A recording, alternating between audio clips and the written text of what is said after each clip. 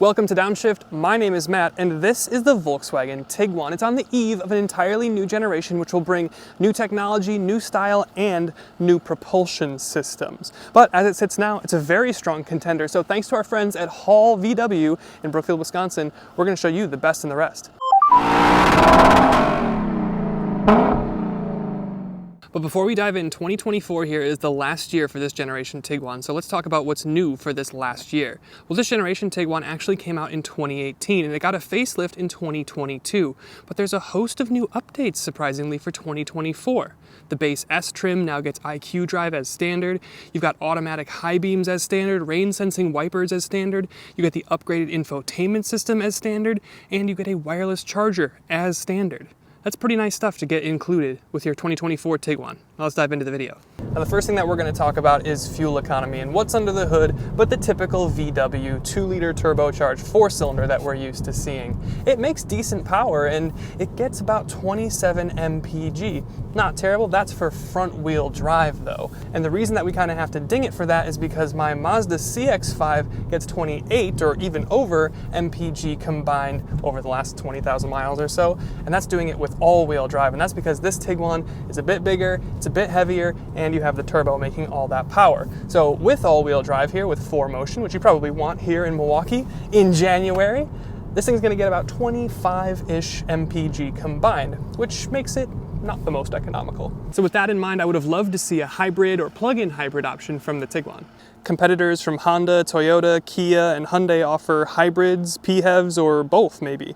However, as I said, a new generation of the Tiguan is on its way and will offer electrified power. And of course, if you want to go full EV in something like a Tiguan, VW will happily sell you their ID.4, but I will say, I drove that car about 2 years ago and I wasn't super impressed, but maybe it's time to revisit that this year. But either way, I'm fully expecting a hybrid for the refreshed 2025 Tiguan. And then we're going to address the interior quality, and this point needs a little bit of clarification. There's nothing objectively bad or offensive going on here. However, it wasn't all that long ago that VW was a step ahead of manufacturers like Honda and Toyota and just under manufacturers like its big brother Audi or even BMW. And now the interior here feels much more Toyota Hyundai than Audi BMW. But there's a lot to love about the interior space here, and we'll get into that on the good side of the video. And then there's the front wheel drive thing. In the US here, your Tiguan starts as a front wheel drive vehicle. It saves weight, it's more fuel efficient, and that's good. However, we live here in Wisconsin, or at least I do, where it snows and is foggy and terrible. And the vast majority of people, they're paying for all-wheel drive. They want all-wheel drive. They've convinced themselves that they need all-wheel drive, so they're having to go up and pay for the all-wheel drive 4Motion Tiguans. And the reason that I put the front-wheel drive standard thing on this negative side of the list is because just to the north, our neighbors in Canada, they get 4Motion all-wheel drive as standard. And the Mazdas all come as standard all-wheel drive. And so do the Subarus. And this next one is a minor one, but I have to bring it up because you can't get heated rear seats back here. And I only bring it up because you can on pretty much everything else. I think it's like this Tiguan and the CR-V are some of the only competitors in this segment, probably the Subaru as well, that don't give you heated rear seats. And at the end of the day, it's fine, it's just not super exciting. The Tiguan only makes about 184 horsepower and about 221 pound-feet of torque. And those numbers don't sound too bad, but the Tiguan can approach 4,000 pounds or 2 tons. And that's pretty heavy, so it's not like it's gonna feel super athletic or quick. It feels fine, the steering is fast, but there's really no feedback. And then the turbo gives you that low-end torque that feels a little bit more peppy. But I'll be honest, you're probably not watching this video on the biggest compact SUV and thinking to yourself and hoping I hope he says it's sporty and super dynamic and fun. What you probably want me to say is that the interior space is huge and really practical, which leads me to the best things about this Tiguan. And the first thing and best thing about this Tiguan, hands down, is the absolutely cavernous interior space that you get here. I mean, look at this, I'm 6'1". You have a nice high roof with a panoramic sunroof, bringing in air, making it feel nice and big. And your front cabin area is clean and uncluttered feeling. And your rear seats, as you've seen, are palatial and really comfortable. And your trunk is massive. Now this Tiguan is so big that it actually offers a third row if you want to option that. I will say the Mitsubishi also offers a third row, but don't option the third row here. If you really want the third row, go up to the Atlas, because if you option a third row here in this Tiguan, you're going to sacrifice a bunch of rear seat space and the third row is going to feel really cramped. So get the 2 row unless you really need third row, then get the Atlas. And then in terms of looks, the Tiguan here is really sharp in a world where the RAV4 is trying to be super masculine and rugged looking, and the CX-5 is on the other end of the spectrum being incredibly swoopy and elegant. This Tiguan is just handsome without any gimmicks. But in terms of details, up front you have almost BMW looking LED daytime running lights. And you have, of course, the LED signature VW strip that goes all the way across the front grille. You've got an aggressive lower fascia for your R line, and your front fender on both the driver and passenger side says R, just to signify that you got the cool SEL trim. And around the side, the profile is conventional SUV shape. We talked about it maximizing headroom and trunk space in the back. You've got some chrome accents, unless you get the blackout package. And the rear end design is very simple, and something we've seen a lot from VW in their Tiguan over the last few years. And down below you do have some, I guess I would call them offensively fake exhaust ports, but the look is nice and the towing capacity is pretty decent at about 1,500 pounds, which is competitive with the segment. And then there's the ride. We talked about earlier the Tiguan not being a GTI or super exciting and dynamic sports performance SUV, and that's true. But what the Tiguan is a very comfy family SUV. The steering is really light, but it's precise. The visibility is excellent. The suspension is soft enough to be comfy, but still tight enough to get you around a corner with relative pace. And the cabin is really quiet and refined, especially at highway speeds, which is probably what you care about. And you have a nice driver assist suite here available to make things even easier. There's not a lot of flair or personality here, but it's just a great practical package.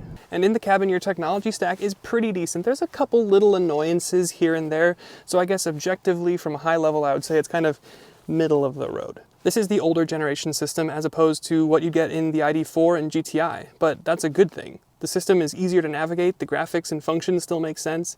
You get great 360 you get wireless Apple CarPlay and Android Auto, you get a fully digital cockpit, which is super great, and the black levels are awesome, and you get a driver assist suite, which is good enough to be helpful. But then there's weird controls that I don't love, like the slider for the climate controls, though at least it lights up here at night so you can see what you're doing. You've got a volume slider on the steering wheel too, and things like volume knobs and climate dials, I don't feel like they need to be reinvented, you know? But still, points to the Tiguan for not having the new system. I will say the new GTI that they just debuted this week, or as I'm filming it, did come out with more hard buttons again on the steering wheel and things like that, so they are making improvements, and I would expect some more physical buttons to return to the Tiguan next year when it comes into its new generation. And we talked a little bit about this earlier in the beginning of the segment, but we have to touch in more detail on the space that you get in the rear seats, because this is what makes this Tiguan so fantastic. I mean, you can see me right here. I'm 6'1", and I have like half a foot of knee room in front of me. I've got a couple inches of headroom, even with my hat on, and a panoramic roof. I mean, this is not stuff that you're getting typically from like a RAV4, a CR-V, maybe a Forester, but not in a lot of competitors. You've got climate vents back here. You don't have a climate zone in this particular one, but you've got chargers. And again, the only thing that I'm really missing is maybe a heated rear seat and maybe a window shade, but space-wise, fabulous back here. And what comes in tandem with that, as you guessed it, is an absolutely massive trunk area. You do get a power tailgate on the Tiguan as standard, which is really nice. And with the rear seats up, you've got about 38 cubic feet of space. That's about class leading. With the rear seats down, which you can fold from the trunk and they fold flat, you're getting about 74 cubic feet of space.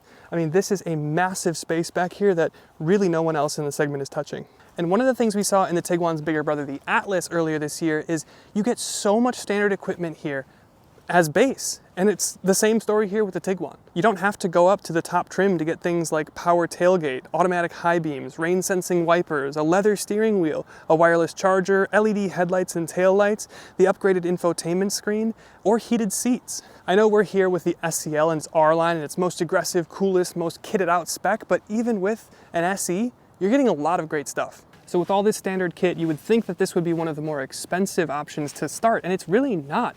Tiguan start at $28,505, which is like just bang on in line with something like a CR-V or a RAV4. But at that point here in the Tiguan, you're getting something that's absolutely massive, super practical on the interior, something German if you care about that sort of thing. If you do start to spend more money on the Japanese options, you can get things like hybrids or plug-in hybrids, but base for base, this Tiguan is really hard to argue with. And then there's just a couple odds and ends that we didn't mention, but I think bear mentioning in the overall video. So let's cover those here. For one, your ambient, look at it. Look at how it goes away and then comes back as I put my finger up here. Hold on. Wait for it to go away. But now I put my finger even close to it and then it shows up. And then I can select, let's say my classic purple pink, It'll show up in the door cards and stuff, and it'll change the cluster a little bit, but it won't do it to the same degree that it did in like the new Atlas or the GTI. And this is just a symptom of being on the older infotainment system, so a little bit of a con, I guess, but still nice to have a little customizability in your cluster and elsewhere in the vehicle. And you've got storage everywhere, like huge door bins, genuinely big for big water bottles all over the cabin. But one of my favorites is the on top of the dash bin that you get, like you see in most pickup trucks, but you get it in your chic German family CUV. And we've seen this on VWs for a number of years here, but you do get Fender audio, which I've never seen in any other car brand and is very rock and roll of them. And I know this isn't the sportiest option, but I kind of would have thought that you would have gotten a head-up display option, but you don't here on the Tiguan. And a VW classic, the volume knob that doesn't stay oriented straight. This just burns up my OCD. But anyway, let's get into the final thoughts. So that is the best and the rest of the Volkswagen Tiguan.